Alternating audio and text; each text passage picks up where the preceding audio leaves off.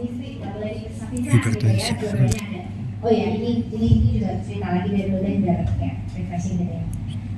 Supir saya ya, ini dia memang hipertensi sih.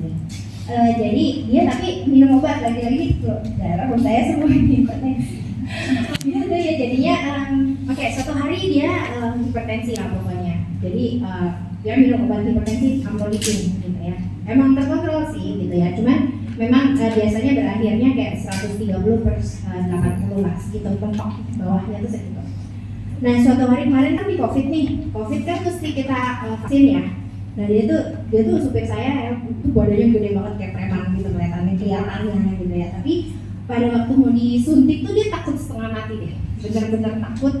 Terus udah gitu pas jadi kayak berapa kali disuruh vaksin gitu ya, itu nggak bisa karena begitu kan sebelum vaksin ditensi dulu ya, tensinya tuh bisa sampai 200, beratnya 150, ngeri nggak?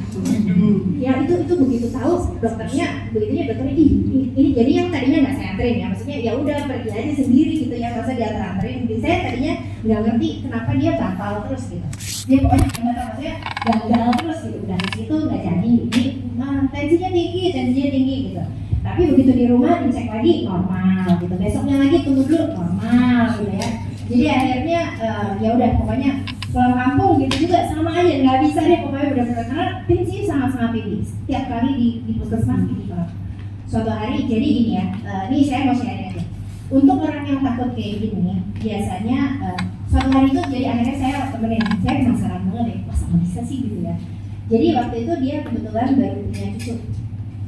Jadinya pada waktu dia lagi nunggu, biasanya orang kayak begitu ya, kalau tensinya tinggi banget biasanya suruh tunggu dulu gitu ya, suruh minum dulu, suruh tenang-tenang gitu ya. Dan selama itu saya ngobrolin semua tentang cucunya, dia apa kabar cucunya gimana, bla bla bla bla bla gitu ya. Terus sambil ditensi tiba-tiba udah disuntik sambil kita ngobrol terus. Itu salah satu cara distraction ya. Nanti kalian akan kerja, nah pokoknya ini akhirnya berhasil deh gitu. Saya bangga sekali sama diri saya, wah bisa gitu ya akhirnya gitu ya. Aduh untung cuma sekali kedua lagi gitu ya, nggak tahu kalau lagi bisa atau enggak. Jadi itu salah satu ya, kalau nanti kalian kerja di pedo itu kan bagi anak-anak ya. Anak-anak tuh kemungkinan besar anaknya takut tuh tinggi gitu ya, ya kan mau dicabut lah. Nanti kalian kan udah bawa ke pasiennya susah, jadi dokternya susah, anaknya nggak mau dicabut gitu ya misalnya. Nah itu biasanya kalian harus cerita tuh, ngobrol ya, tahu lah dunia anak sekarang lagi ngapain aja, misalnya ya Upin tadi deh gitu tuh, itu pasti seneng deh anak gitu ya. Nah tuh kalian ceritain Upin kemarin gimana, itu kakaknya namanya siapa ya, kalau Upin kalau Jana tuh rambutnya gimana, saya apa aja nih, ngomong apa aja, pokoknya kalian sambil kerja. Jadi harus multifungsi ya, multitasking maksudnya. Kalian tangannya kerja, mulutnya kerja gitu ya. Biasanya yang terjadi kalau di asana biasanya terpaku kan, karena aduh dia begini gimana gitu ya, masih terpaku sama itu ya. Udah kalau kalian terpaku, teman kalian yang lagi suction itu yang suruh cerita gitu ya. Pokoknya nggak boleh anak didiemin aja, kita cuma dibilangin, apalagi ya setelah kita mau nyuntik ya biasanya kita bilangin gini, nggak sakit kan, sakit nggak, itu kata-kata sakit sering banget dibilang-bilangin gitu. Nah akibatnya anaknya terdoktrinasi sakit, yang dia dengar tuh sakit doang gitu ya. Jadi biasanya kalau gitu kalian jalan keluarnya ngomong nggak sakit sekali aja, nggak sakit kan ya, abis itu kalian liatin aja, diamatin aja pakai mata kita kan kelihatan. Kalau memang dia sakit kan dia pasti bereaksi gitu ya. Jadi jangan menyebut-nyebut kata sakit-sakit itu, pokoknya harus distraksi lah intinya ya, cerita apa aja. Oke, ya sekarang kita balik ya hipertensi. Sekarang di intinya nih, mekanisme apa yang berperan pada hipertensi?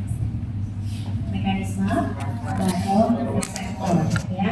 Jadinya kalau mekanisme baroreseptor itu jadinya di mana? Ada di mana aja?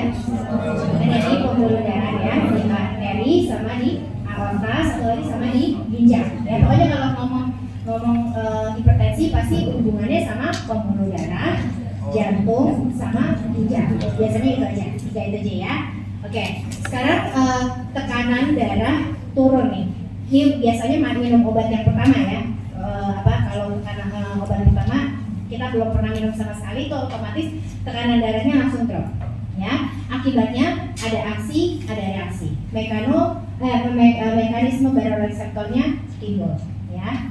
Akibat, jadi dia sekarang gini, ujungnya kita maunya tekanan darahnya naik, ya. Jadi refleks baroreseptor bekerja di syaraf simpatis terhadap alfa 1. Akibatnya apa? Ujungnya maunya naik. Berarti pembuluh darahnya vasokonstriksi, ya. Akibatnya resistensi perifer naik, terus akibatnya tekanan darah naik terhadap beta 1. Ujungnya mau naik nih, ya. Beta 1 bekerjanya di mana? Jantung. Akibatnya kalau beta 1-nya dirasa, frekuensi dan kontraktilitas jantungnya naik, kardiak outputnya naik, semuanya output itu naik, ya. Akibatnya tekanan darah naik. Satu lagi sekarang di ginjal, ya. Oke, ginjal. Ginjal itu yang berperan pada mekanisme baroreseptornya apa? Renin. Tujuannya, gunanya apa renin? Mengubah angiotensin menjadi angiotensin 1 jadi 2 lewat ACE, ya. Kalau ya, terus habis itu angiotensin 2 akibatnya terhadap aldosterone jadi naik, terus habis itu terhadap retensi air dan natrium naik, tekanan darah naik.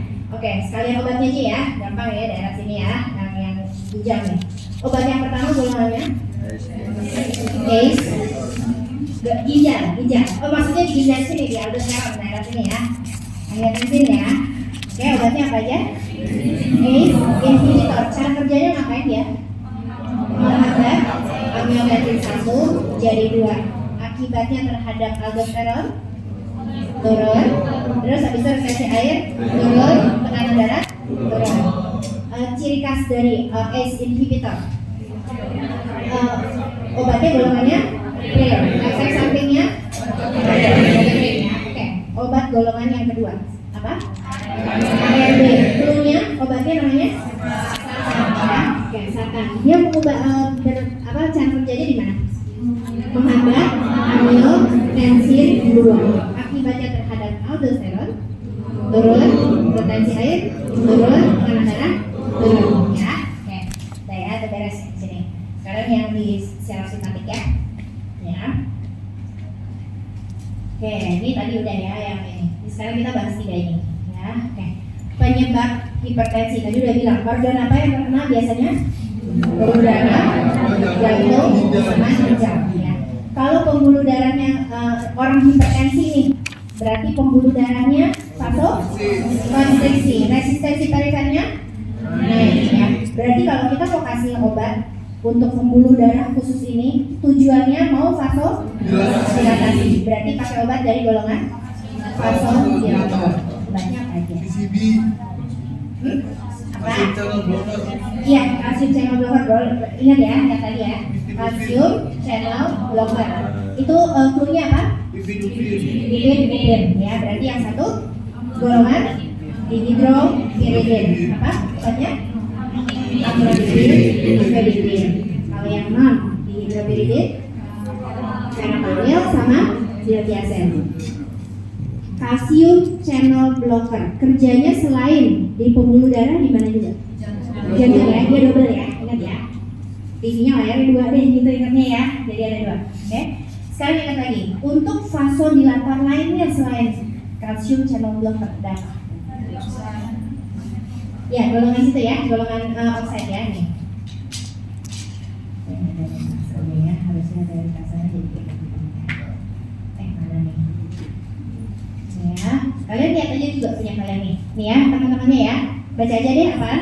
Obatnya nitroglycerin 2, nitroglacin 3, minoxidil. Minoxidil efeknya apa? Ya, supaya memenuhi rambut ya. Ini di situ. Oke, vasodilator ya. Ini benar-benar oh ya, satu lagi. Kalau minum obat vasodilator, biasanya efek sampingnya apa?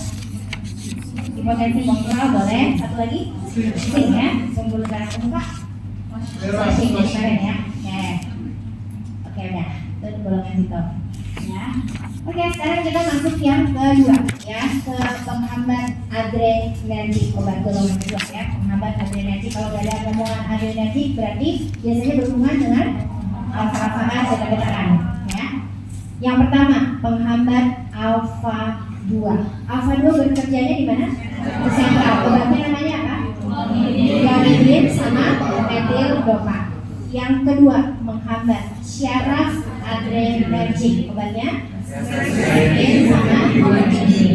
Yang ketiga, menghambat reseptor adrenergic. Kalau menghambat reseptor alfa 1, akibatnya apa? Alfa 1 buat apa? Normalnya vasokonstriksi. Jadinya sekarang kalau dihambat vasodilatasi. Obat dari golongan ini apa? Sosis ya, karena kayak sosis pembuluh darah ya. Oke, penghambat beta blocker. Beta blocker penghambat beta ya. Jadi namanya obatnya beta blocker. Golongannya apa? Ya. Ada golongan apa di dalam sini? Beta blocker. Yang beta blocker. Beta blocker ya, non selektif ya. Ya kalau non selektif berarti yang dihambat apa aja? Beta 1 sama beta 2. Beta 2 terhadap apa? Bronkus. Berarti nggak boleh dikasih pada orang asma. Kenapa? Sesak ya orangnya ya. Oke. Obatnya namanya apa yang non selektif? Ya. Full dari golongan beta blocker apa? Ya. Oke. Kalau yang selektif, yang khusus menghambat beta berapa? 1 obatnya namanya atenolol, metoprolol. Nah, kali dihafal propranololnya aja, gitu ya sisanya yang di sana, ya. Oke. Satu lagi yang campuran. Oh ya, yang campuran yang baiknya aja nggak dikeluarin. Ya, yang campuran berarti menghambat alfa 1 dan beta blocker, ya. Labetalol, alfedilol. Oke, tinggal yang satu lagi terhadap volume darah. Ya, ini tadi udah ya, calcium channel blocker dan teman-temannya ya. Ini kurang ya, harusnya teman-temannya ada ya. Ini tadi udah, ini udah tinggal diuretik ya. Oke, diuretik tujuan dari pengobatan diuretik apa? Supaya keluar dari urin banyak ya. Apa aja sih yang keluar? Kalsium sama air ya, sama kalium juga. Oke. Obat dari golongan diuretik 1. Golongannya apa aja? Diuretik kuat ya. Tujuannya apa aja? Keluarkan banyak natrium, kalsium, sama kalium. Kalau kalsium banyak keluar, efek sampingnya? Gak boleh buat orang hipotensis. Kalium terlalu banyak keluar, obat orangnya akibatnya ya. Oke, itu obatnya namanya? Furosemid. Bekerjanya untuk siapa nih? Mau cepat keluar banyak, berarti orangnya lagi udah ya, lagi harus dikeluarin cepat ya. Oke. Yang kedua, golongan diuretik diasin. Obatnya namanya hidrochlorothiazide ya. Katanya ACT ya. Cluenya apa di sini? Personain dari hipertensi dia ya.